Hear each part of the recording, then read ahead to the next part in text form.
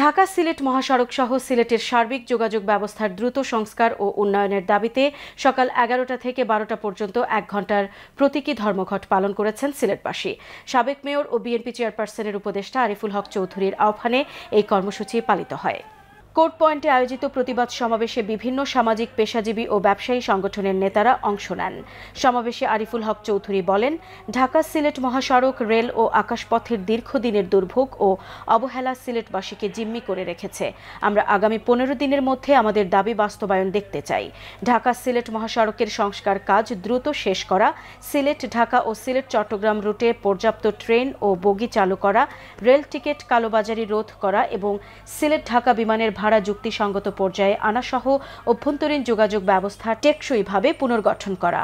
যদি এই সময়ের মধ্যে কার্যকর পদক্ষেপ না নেওয়া হয় এবং সিলেটবাসীর প্রতি বৈষম্য অব্যাহত থাকে, তবে সিলেটের জনগণকে সংগঠিত করে আরও কঠোর কর্মসূচি নিতে বাধ্য হব এবং এর দায় বর্তমান সরকারকেই নিতে হবে।